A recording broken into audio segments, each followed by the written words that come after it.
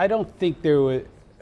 I don't think it was a huge surprise. I mean, I think the market's really trying to get their handle on whether there's going to be one more raise or not.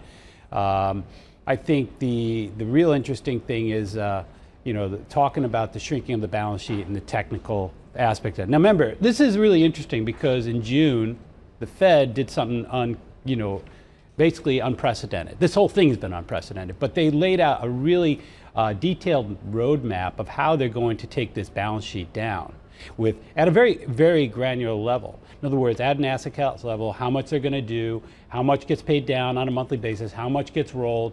And I think one of the things that raised some concerns was just, it seems somewhat complex, and what happens if there's dislocation in it? Can it cause disruption to markets? But I think the brilliance of this whole thing is that the Fed is being so transparent as to avoid market dislocation.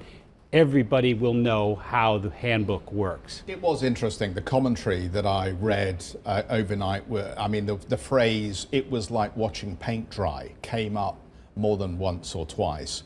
And I guess, to your point, the Fed just doesn't want to take the market by surprise at this stage. But Asia's a little bit shabby this morning. I think people are a little concerned that maybe it was more hawkish around the dot plot and the projection of rate moves than the market had anticipated. So it wasn't the taper per se that had a few people worried. It was the adjustment perhaps in the hawkish language. Yeah, so here's the thing. We've had for this very elongated economy, the recovery. It's the longest in modern times, right?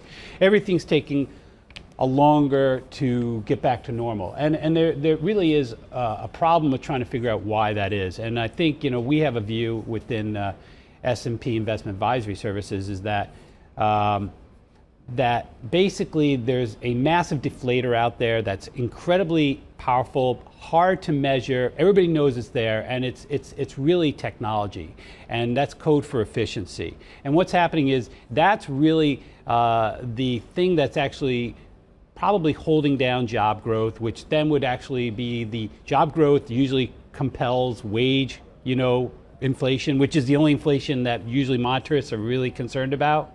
So this notion of global deflation, what used to be something that's talked about almost specifically for Japan, is now kind of a global phenomenon. And what really confounds, I think, monetarists is that you just can't figure out how to inflate anything.